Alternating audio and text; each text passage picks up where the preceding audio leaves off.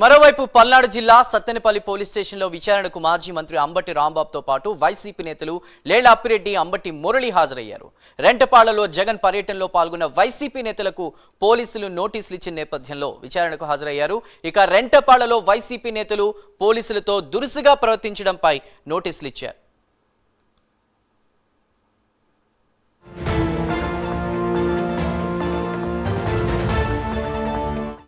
రెంటపాళ్లలో జగన్ పర్యటనలో పాల్గొన్నటువంటి వైసీపీ నేతలకు పోలీసులు నోటీసులు ఇచ్చినట్టు తెలుస్తుంది. ఈ నేపథ్యంలో ప్రస్తుతం అక్కడికి అంబటి చేరుకున్నారు. ఆ తర్వాత ఏం జరిగింది, ఆ డీటెయిల్స్ అన్ని అందించడానికి మా ప్రతినిధి రవికృష్ణ సిద్ధంగా ఉన్నారు. రవికృష్ణ,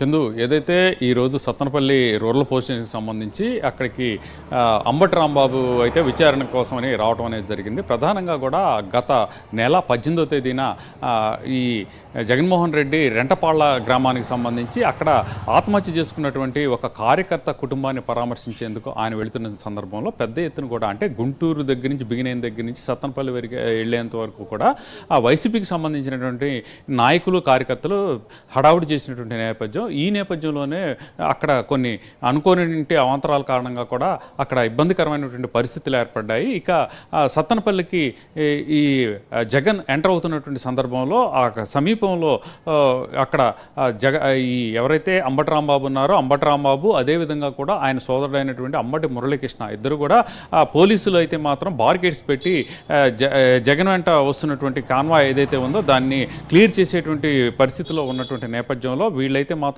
బార్గేట్స్ మొత్తాన్ని తీసేసి అక్కడ ఉన్నటువంటి వైసీపీ నేతల్ని, కార్యకర్తలను కూడా ఆయన కాన్వాయ్లోనే ఇంప్లీట్ చేసినటువంటి పరిస్థితుల్లో అయితే మాత్రం ఆ పోలీసులకి అదేవిధంగా కూడా అంబటి సోదరులకి మధ్య వాగ్వివాదం చోటు చేసుకుంది.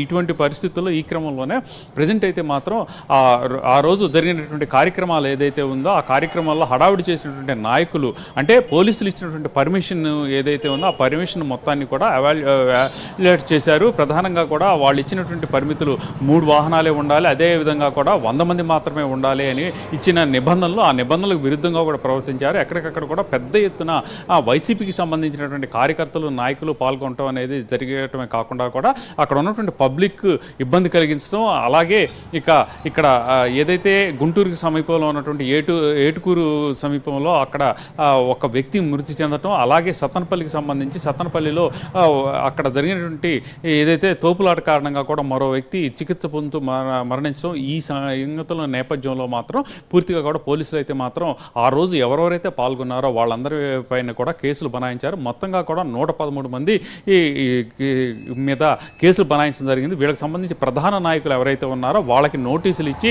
విచారణకు పిలిపిస్తూ ఉన్నారు. ఈ నేపథ్యంలోనే ప్రజెంట్ అయితే మాత్రం ఈ అంబటి రాంబాబుని అయితే ఉదయం 10:30కి ఇక్కడ సత్తెనపల్లి పోలీస్ స్టేషన్కి ఆయన రావడం జరిగింది. విచారణ అంటే దగ్గర ఒక 2.5 గంటల పాటు ఆయన్ని విచారించడం అనేది జరిగింది. గతంలో అయితే మాత్రం పేర్ని నాని విచారణకు హాజరైనప్పుడు, అదేవిధంగా కూడా నర్సాపేటకు సంబంధించి మాజీ ఎమ్మెల్యే అయినటువంటి శ్రీనివాసరెడ్డి, ఈ గోపిరెడ్డి శ్రీనివాసరెడ్డి హాజరైనటువంటి సందర్భంలో కేవలం ఒక ½ అన్ అవర్లోనే విచారణ అయితే పూర్తయింది. కానీ అంబటి రాంబాబుని అయితే మాత్రం పూర్తిగా 2.5 గంటల పాటు పోలీసులు విచారించారు. ప్రధానంగా కూడా ఆ రోజు ఈ కేడర్కి సంబంధించి ముఖ్యంగా కూడా సమీకరణ ఎవరు చేశారు, ఏ ఊరు నుంచి చేశారు, ఎంతంత చేశారు అనే కూడా ప్రశ్నలు అడిగినట్లుగా కూడా మనకి తెలుస్తూ ఉంది.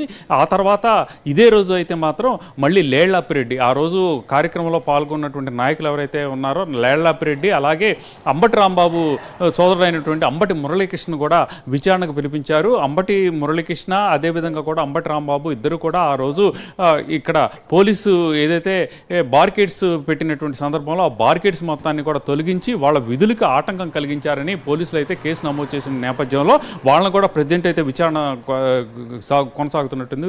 కొద్దిసేపటి క్రితమే అంబటి రాంబాబుకు సంబంధించి అంబటి రాంబాబు విచారణ పూర్తయింది. ఈ సందర్భంగా ఆయన బయటికి వచ్చినటువంటి సందర్భంలో అక్కడ ఉన్నటువంటి మీడియాతో మాట్లాడుతూ పోలీసుల మీద కూడా ఆయన తీవ్ర ఆగ్రహాన్ని వ్యక్తం చేసినటువంటి పరిస్థితులు అయితే కనపడినాయి. ప్రధానంగా కూడా టార్గెట్ చేశారు. అదేవిధంగా కూడా ఎస్పీ కానివ్వండి, అక్కడ ఉన్నటువంటి ఐజీ కానీ పూర్తిగా కూడా వైసీపీ నేతలను టార్గెట్ చేశారు. టీడీపీ నాయకులు నాయకులు ఏదైతే చెప్పారో దానికి అనుగుణంగా నడుచుకుంటున్నారు. ఇటువంటి పరిస్థితుల్ని ఎదుర్కోవడానికి మేము సిద్ధంగా ఉన్నాము, మమ్మల్ని బెదిరించలేరు అని ఆయన చెప్తున్న పరిస్థితి ఏర్పడింది. ఏది ఏమైనప్పటికీ కూడా ఈ రెంటపాళ్ల గ్రామానికి సంబంధించి ఇష్యూస్ ఏదైతే నడిచినాయో దానికి సంబంధించి ప్రధానంగా మాత్రం అనేక మంది ఈ విచారణకు ఎదుర్కోవాల్సిన పరిస్థితి. అంబటి రాంబాబుకి సంబంధించి విచారణ అయితే కంప్లీట్ అయింది. మళ్ళీ రేపు కానీ ఎల్లుండి కానీ విడుదల రజనీ కూడా విచారణకు హాజరు కావాల్సిన పరిస్థితి అయితే ఉంటుంది. Right Ravikrishna, thank you for the updates.